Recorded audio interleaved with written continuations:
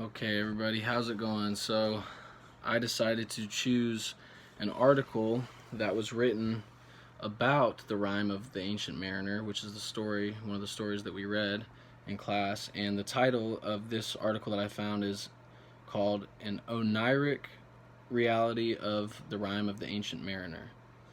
And the authors, I can't pronounce their names, so I'm not going to try. But they're from there's two authors, one from Islamia College University, the other from the University of Peshawar, and they're both involved in the Department of English at their respective universities. And so I chose this article because I didn't realize that the rhyme of the Ancient Mariner had so many dream-like symbols, or the theme of dreaming or the dream state in it, until I read this article. And so it kind of caught my eye. One thing when I was first reading through a Carl Jung quote caught my eye, and it said, "Dreams are explained as just such a dealing out.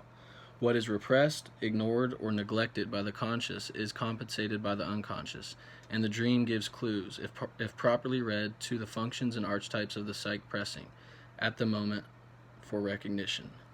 Basically meaning that some of these things are basically our subconscious, like some of the ideas that were talked about in this analysis and that were kind of being argued, is that our basically our thoughts, our subconscious thoughts are still finding a way to push out and show themselves. And so I know that the author of the Rhyme of the Ancient Mariner, they believe that writing poetry was a form of basically entering a dream state, which is also, a way of self-reflection of your subconscious.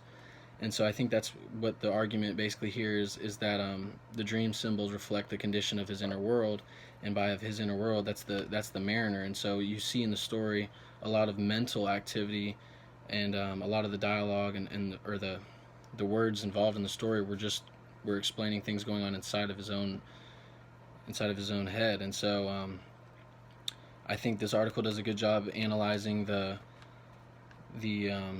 use of the dream symbolism and the theme in the Rhyme of the Ancient Mariner, and it also does a lot to educate the reader on basically just fact checking and showing that it's credible, and showing that there's other people that believe similar things that they're analyzing within this article about dreams and about what it shows, about what it reflects about somebody's their personality, their conscious versus subconscious, and basically that the dream is a way to bridge the two and to be able to read both at the same time.